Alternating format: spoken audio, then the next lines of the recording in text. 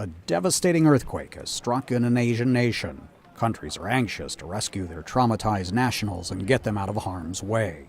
These evacuation drills at an airfield at the tip of the Gulf of Siam are a hallmark of the annual Cobra Gold military exercises, which this year involved more than 6,700 participants and observers from 24 nations.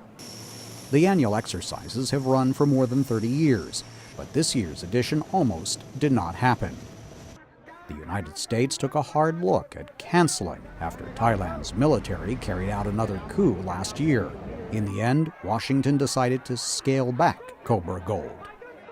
The United States wanted to send a nuanced message to Thailand, says analyst Gregory Poling at the Center for Strategic and International Studies in Washington. It's one of still being a long-term friend of Thailand, our longest-term ally in Asia, but also a sign of discontent with the coup.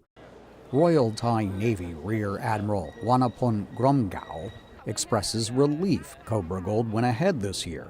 However, he laments the lack of a maritime landing component. We want to say thank you to every country which is participating. It is useful for each country to improve relationship building and to exchange experiences. These simulations are valuable for actual military operations. The U.S. military's mission commander for the civilian evacuation drill, Marine Corps Captain Hector Contreras, agrees. If an actual operation comes up, a humanitarian assistance, disaster relief type of scenario, we know we have partner nations in this region of the world, like Thailand, like Japan, who can partner with us, strengthen our ability to help the local nationals.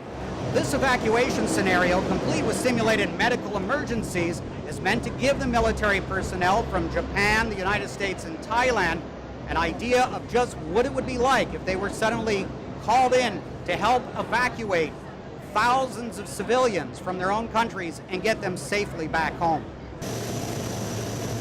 But will Cobra Gold put on this kind of show next year, especially if Thailand remains under military rule? Washington is eager to see exactly when the military plans to step back and is doing everything they can to try to make it absolutely clear that we're willing to balance on the ledge here for a little bit, but by late 2015, early 2016, we expect to see a return to democratic elections. Proponents of continuing Cobra Gold say if the U.S. military chooses to disengage from Thailand, the junta could seek closer ties with China.